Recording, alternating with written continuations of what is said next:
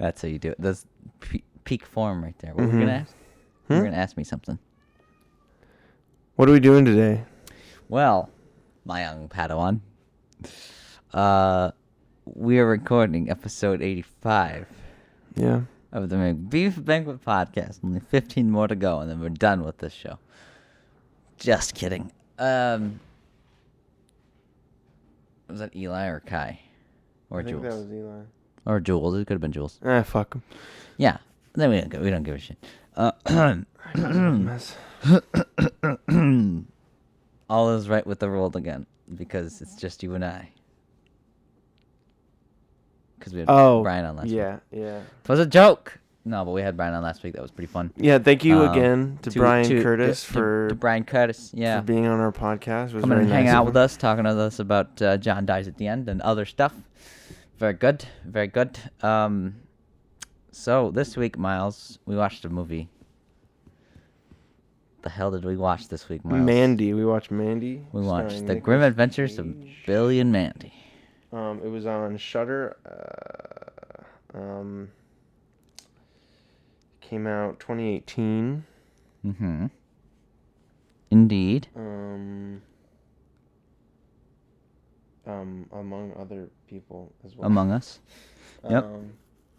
It's a fun game. Andrea Riseborough played Mandy. Yep. Linus Roach played Jeremiah Sand. Bill Duke had that played Crothers, that one guy. The one, yeah.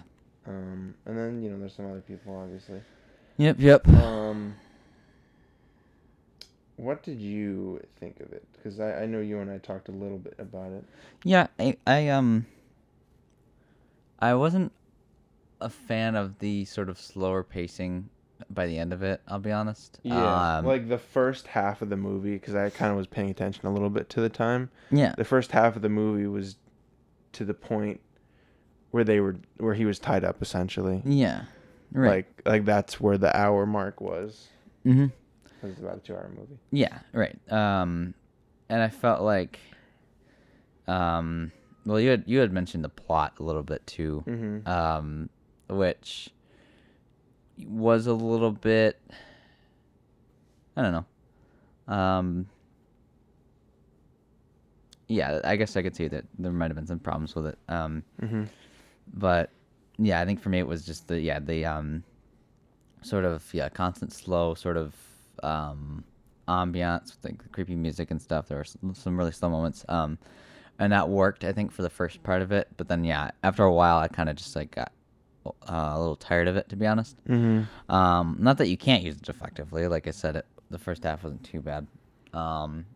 We had mentioned the lighting, and I think we both were in agreement that the lighting was pretty solid throughout. They definitely were able to experiment with a lot of the moody red sort of lighting, and the fire stuff didn't look too bad.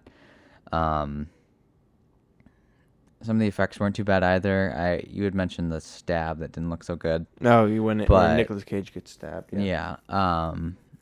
But some of it wasn't too bad. It didn't look too bad. Yeah.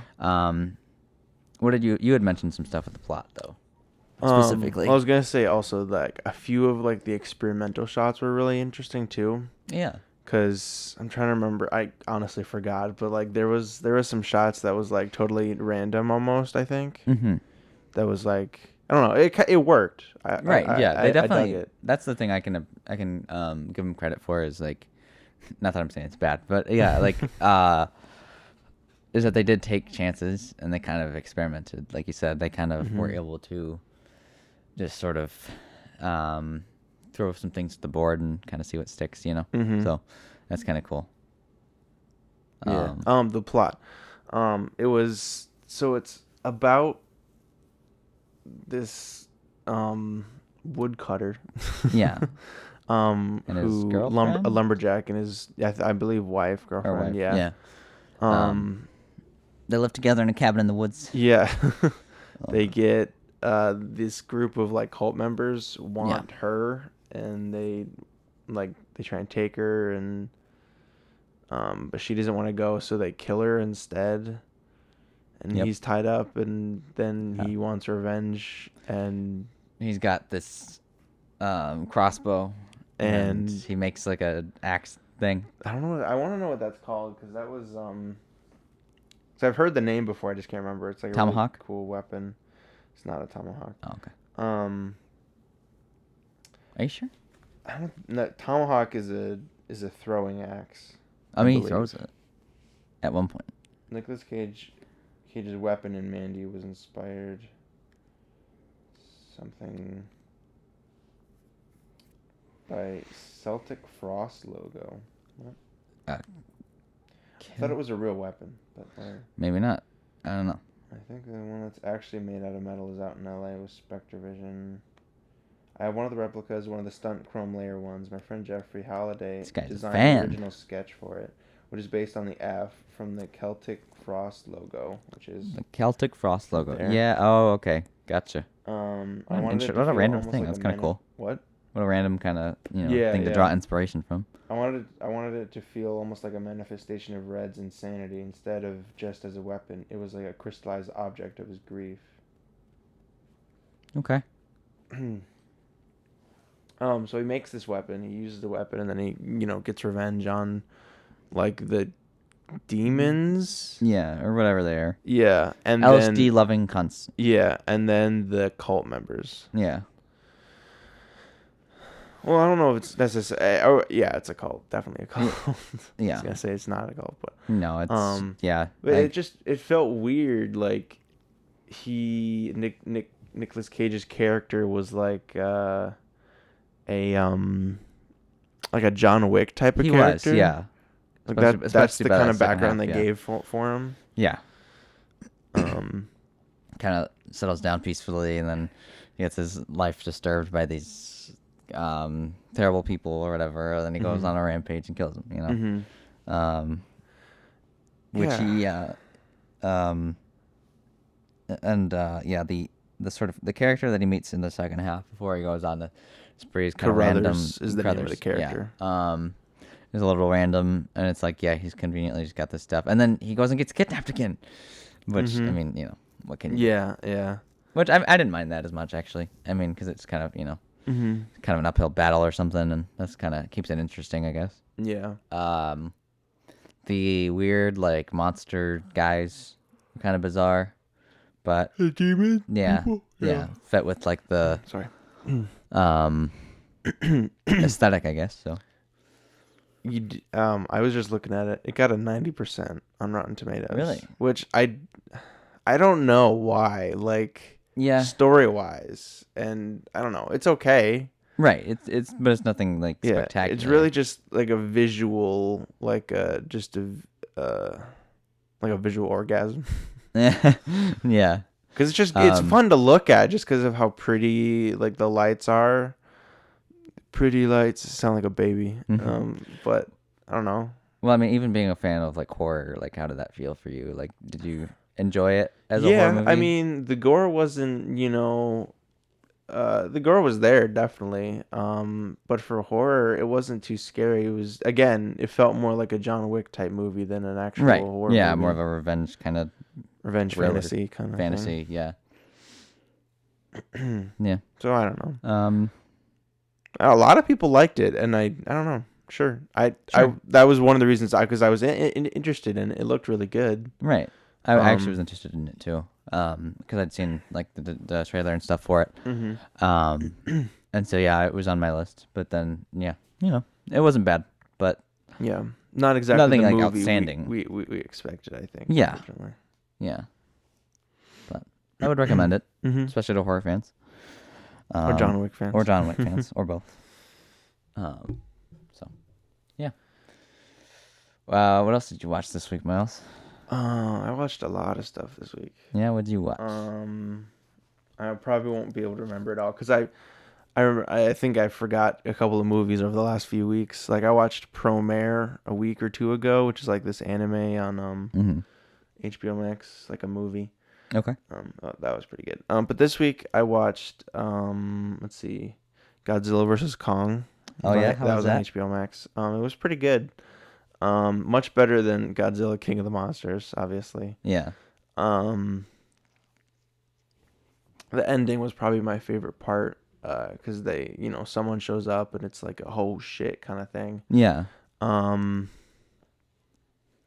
And yeah, they did a lot more like fighting between the two giant monsters. Yeah, because Right, you're gonna call it Godzilla versus Kong, and I bring up Cosmonaut because he actually did like a review of it a day ago or so, and he made a good point how like that's why you're watching it. And there was like this other like side like Millie Bobby Brown is in it, and she goes on her own like thing, and it's important to the story, but it's not interesting at all. Right. So I don't know. It's not what you go there for. It's the giant monsters fighting. Mm-hmm. It's what's important. But yeah, it was good. I would recommend it if you're into like Pacific Rim. The MonsterVerse kind of stuff. Right. The kaiju. Yeah. Because I think I heard that they were in talks of trying to get Pacific Rim and. Like Godzilla is like no, that'd be interesting. Yeah, I don't know how they would. I remember like a Heishi thing about that as like a joke, but I didn't know if they'd actually. Actually do. How it should have ended. Yeah, because it is like kind of the same thing. Yeah, very similar. They're literally call them kaijus in Pacific Rim, but I think they can't call them kaijus in the MonsterVerse because Pacific Rim already took the word. Then okay, yeah, or something like that. But I think definitely kaiju was used in all the Godzilla movies, or like people called them kaijus or whatever. Yeah. Well, and that started too with that kids show Caillou. He was the original monster. He was the original kaiju. Actually, he had cancer though, so I mean. Yeah, exactly. But then it morphed into this sort of abomination type thing, because he was already evil, and then it just got worse and worse. Oh yeah. So he became the first monster. But what else did you watch? I rewatched Tangled. Oh, did you? Yeah, that's a good one. Because Connor doesn't want to watch anything besides Disney movies when we hang out, so. I was like, I have to pick something from there, so I'm like, I haven't seen Tangled in a while. We'll check that out. That's a good one.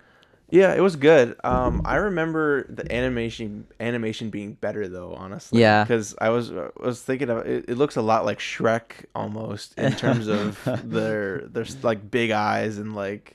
That'd be a funny like crossover. Really weird. But yeah, because I remember because Frozen came pretty soon after Tangled, and Frozen is forget all the other shit. It's a good animation. Yeah, absolutely. It's really solid, especially the sequel to it. When she's building that dress, I get chills. Mm-hmm. Yeah, you get horny. Yes. I think that's a given. What you're actually getting is horniness, but also goosebumps. Because it's gorgeous. And they're each your little dick. They're each a little. It's like that monster from the movie. He's just got a bunch of spikes, but instead they're dicks. Mm-hmm. Yeah, definitely. Yeah, you were talking about the animation. Yeah, it was just I don't know. It wasn't that good. It was 2009 or something like that. Yeah. Did you see it? When's the last time you watched it? Do you remember? Probably when it came out on DVD. Right. Okay. Yeah. I was gonna say because that's like the thing I kind of experienced too. I watched Tron, like both of the Tron movies this week. Mm-hmm. And I remember liking the Tron Legacy a lot more than I did the second time around. Like you can see like the CGI on his face. Oh yeah. It doesn't look that great. It does not hold up. I've heard that. Yep. I mentioned last week that we went and saw Lord of the Rings, and some of those effects weren't the greatest, or didn't hold up as well. Granted, that one came out earlier than maybe like Tangled or because Return of the King was I think like 2005. I think it was 2005. Yeah. So I mean that makes sense, but either way, yeah, I get that. I think for me it was I heard someone talking about Tangled recently on like a podcast or something, and they were saying it was really good. And again, the episode was older and not a recent episode because I was re-listening to something, whatever, blah blah blah. Yeah. But they were talking about it, and I was just like, oh, I should check that out again. So yeah, that's why. Creep Show. I watched Creep Show. At least the first season. First season was, it's like, everyone says it's really good, and it is really good. It's got really good, interesting stories. Yeah. But it's also like almost B-movie level of like acting and shot wise, because it feels like, I think it's because it's digital cameras or something. Mm-hmm. Because you get that feeling of like this was made on a very cheap budget, but it's got pretty good not pretty good CGI, but it's got CGI. It's got a lot of practical effects. So it is a fun show. I'll say that. I'm sure it's worth checking out then. Mm-hmm. Okay. And then season two just started production yesterday. Oh, right. Like they do like the one episode a week or whatever. Oh, they started releasing it. Mm-hmm. Okay. So gotcha. Yeah. So I've still got other, like, they've got a Halloween special and a Christmas special, but that's cool. Probably gonna start season 2 soon. Season 2. That's where it's at, And then our friend visited what was it, Monday? No, Sunday. Sunday night. She, one of our mutual friends from high school. Yep. She came down. Yeah, came down. I don't know, because I always get it mixed up between like going up and coming down. Yeah. Yeah. Which is which? Yep. Mm-hmm. And we watched, because Connor went to bed and I was still pretty awake, and so she and I watched Super Mario Party 64. Not I almost called it Super Slumber Party. Yeah. No, it was a Slumber Party Massacre. Yep. And then the next day we had some more downtime, so we watched the sequel. Oh, did you? Yeah. Gotcha. Watched it without me. Yeah. Son of a bitch. I know. How could you? You would have liked it though. It was fun. Yeah. We made lots of fun. We made fun of it. And it'd be a good movie to make jokes at. Mm-hmm. Okay. Yeah. Not like Airplane Mode. Yeah, definitely not. The first movie. Okay, so like this is really weird. I mean, it's like a weird thing to nitpick, but like the first movie was, it was okay. The killer was just like some random guy who I think thought they were pretty and just wanted to kill them. Mm-hmm. And that was it. And like, yeah, like I think like 3 or 4 people survived. But then the sequel was like oh yeah, that's right. Because the youngest character in the first movie looked like she was like 18, but was playing a character that was 12. And then in the sequel, she's 18, but still looks like she's 12. Right. Still looks like, so it's a little yeah. She's the main character in the second one, and she's having like nightmares and stuff because of the experience from the first movie. Okay. Yeah. And that's what most of the movie is. Really? Oh, yeah. That's awful. It's like 2/3 of the movie is her imagining things happening to people. How long is it? Hold on. They're both like an hour and 20 minutes, hour and a half, something like that. Oh, okay. So yeah, it was like a whole hour of just nothing really happening. Right. It's just like, oh, these horrible things happened. I'm so traumatized, and then it just doesn't. Yeah. The first one was 77 minutes, which was an hour and 10 minutes. Yeah. Hour and 10 minutes. And the second one was exactly 77 minutes as well. Oh. So it's an hour and 10 minutes. It's a time thing. They want to be specific. Yeah. But yeah, the first 2/3 of the movie is just her having nightmares, and then the last, because like during those nightmares, there's like a killer who kind of shows up. Yeah. And it's like you kind of wonder if it's like a Freddy Krueger kind of type of situation. Mm-hmm. But he's like, they only show like his boots or something, or his boobs. His big boobs, his big bazongas, his big baps, big breasted killer. No, his boots. Gotcha. With a T. Which are made for walking. Mm-hmm. And but they don't show too much of him. And then that's good. I don't want to spoil too much because you might want to check it out. But the last third of the movie, he starts killing people. What? Like it's like actually happening. That's ridiculous. And he's like, I don't know, like not a good killer. No, he's like a really fun killer. That's the problem. Oh. Like the first movie, the killer is so boring and just like this bug-eyed weirdo. And then what were you looking at? Nothing. Okay. And then the second one, he's like this like funny, like he has his own musical number. Really? Yeah, it's like a fun, like the last third of the movie is like the most funny. fun part.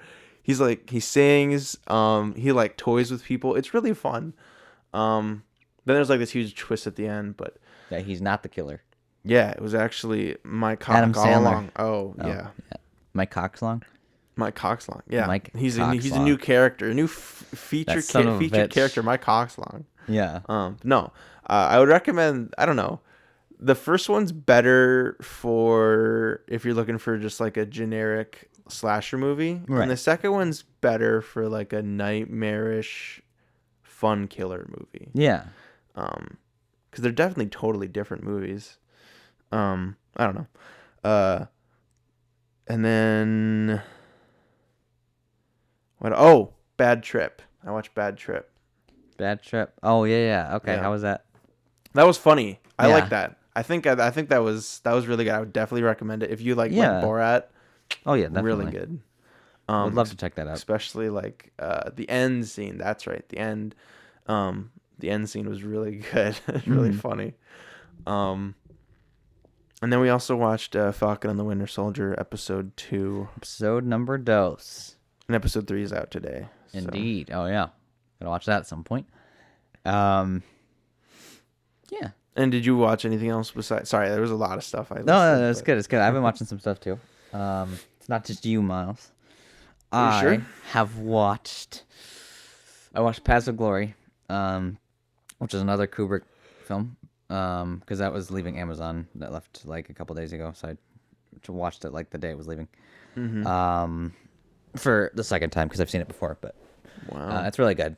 Because you talked about it last week on the podcast. We talked about Fear and Desire, which was his first. I think Paths of Glory was like his second maybe. Or well, I don't know. But it's really good. It's black and white, and it's still kind of an anti-war movie because it's all about like the hypocrisy and like the ranks of like the military and stuff. It's specifically takes place in France. What you laughing at? Oh, because I thought you said Passive Glory. Passive Glory. So that's what I put, but it still came up. It still came up, yeah. I was like, what? Why would they call it Passive Glory? Paths of Glory. That sounds like sexual, you know? Like, I'm having Passive Glory right now, baby. Oh, but it's on Tubi too, I guess. Oh, yeah. But yeah, so it's like, that's sort of Pluto Nash. Pluto TV. The Adventures of Pluto Nash. Okay, sorry, continue. Yeah, so like these 3 soldiers get blamed for like this horrific incident, and it's obviously like the upper management. It's like their fault basically, and so there's like this whole court-martial case and everything, and it's pretty good. It's staged really well, so I really enjoyed it. I'd recommend it. I also watched Ran last night, which is Akira Kurosawa. That was one of his last ones. It came out in '85. It was really good. I definitely recommend it. It's on Prime if you want to watch it. If you haven't seen it already, I don't know if you have. But I haven't. Okay, yeah, I would definitely check it out. It was really good. I've only seen 7 Samurai of his. So yeah, yeah, I would go ahead and check that out. That's one of his that was actually in color too, because a lot of his was in the time of black and white film. But no, the acting was pretty good, and the story was really good too. The shots were amazing too, because it's a lot of like more like wide open, like spaces, a lot of wide lenses, and sort of a lot of clever staging. Because he's always was known for like that too. Was like the staging, like we kind of saw in Samurai, like the way he kind of choreographed fighting scenes and everything, because it's about war. So I watched a lot of war movies, I guess, this week. You sick fuck. But you sick fuck. Yeah, so I watched that. Been continuing with That's Always Sunny, obviously, and then what else did I watch? I think that's it actually. I thought there was other things, but I guess not. But yeah, good stuff all around. Definitely would recommend all of those movies. And then trying to think, is there anything else we want to talk about? Guess not. No, I guess not. Yeah. Cool. All right. Well, I've got a movie for next week. Whoa, we could check out. Okay. Assuming you haven't seen it. If you have, I've got another choice though. Okay. Good. Backed up idea. Just in case. Good idea. Have you seen All of the President's Men? No. I couldn't remember if you had seen that or not. Because we talked about it. But okay. Yeah, it's Dustin Hoffman, And it's also got who is that? Robert Redford, Jason Robards, a lot of older actors and actresses, obviously, but some good ones. So yeah, we can check that out next week. That is on HBO. I think that's the only one that's available for free. Well, you know what I mean. Mm-hmm. Yeah. So we will check that out for next week. Yeah. Watch that on HBO Max with us and come back and hear our discussion. Yeah. Sorry, let me check Canopy. Just make Oh sure yeah, good idea. It's not on Canopy, guys. But just in case, gotta satisfy Miles' ego. Well, it doesn't show up in the search results. No, it doesn't. I know, it's so annoying. Okay. No, it's not. Okay. Yeah, All the President's Men. HBO Couldn't Max. put Humpty Dumpty back together again. So. All right. Ba-da-ba-ba-da-bye.